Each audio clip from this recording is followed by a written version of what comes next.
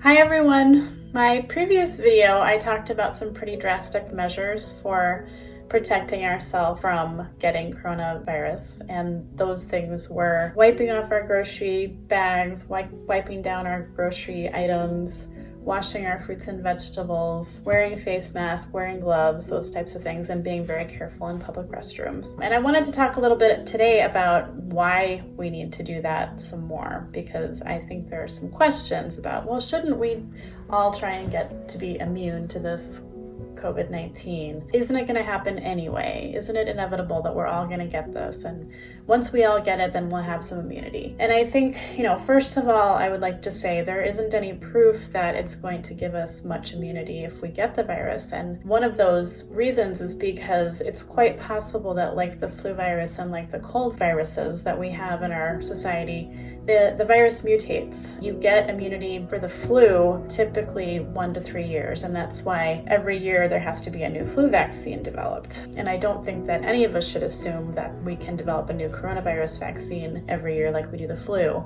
Hopefully that will be the case. At this point, we don't know that. Getting coronavirus is not a guarantee that you're not going to get it again. It's not such an awesome virus to have. If you've been watching Chris Cuomo on CNN, he's been documenting his own battle with coronavirus this week. He's at home broadcasting from his basement where he's in isolation. He's had horrible fevers with hallucinations. He's talking to his dead father. He's talking to dead people from college. He's shaking so hard and shivering so hard he chipped his tooth. I don't think any of us should be casual about wanting to get infected with this virus. We've had several young people who have succumbed to the virus, and there's no guarantee. I think having that cavalier attitude of let's just all get it and get it over with and we need to get exposed to it is absolutely irresponsible. Secondly, I think that we all need to be very conscientious of, if you are a young and healthy person in particular, you need to think about other people besides yourself.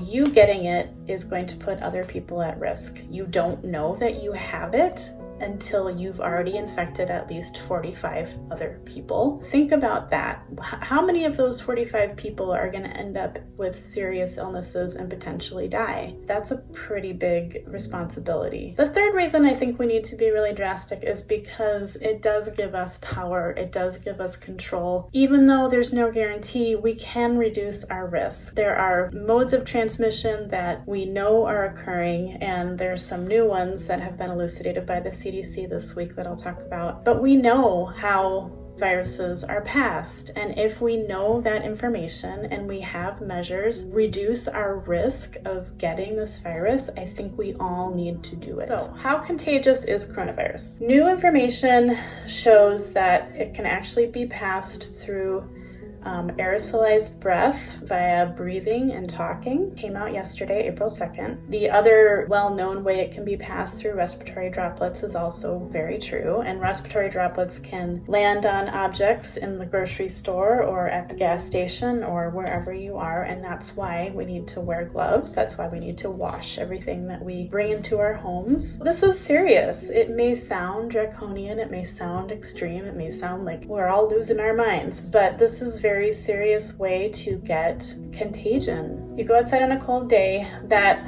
when you can see your breath in the cloud of cold air, that is what I'm talking about. You can see visually how far your breath goes. That's the kind of thing that we should be keeping in mind. Some people actually do spit when they talk.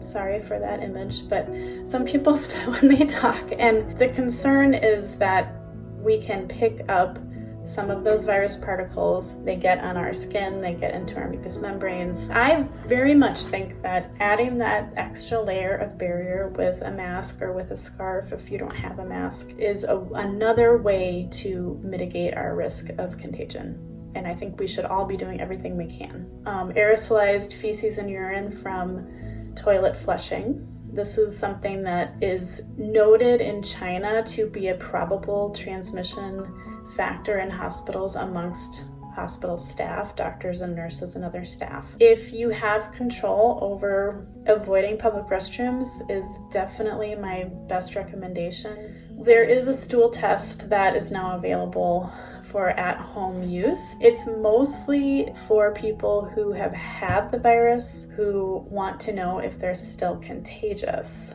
because you can see virus shedding, virus particles in the stool for 3 to 5 weeks after symptoms resolve. And so that means that those people are still contagious for that long. It's good to point out that the reason we can detect virus in stool for so long is because people shed virus for that long, and that means they're still contagious. We can be asymptomatic beforehand and pass virus to other people without realizing it. We can be asymptomatic after and pass virus to people without realizing it.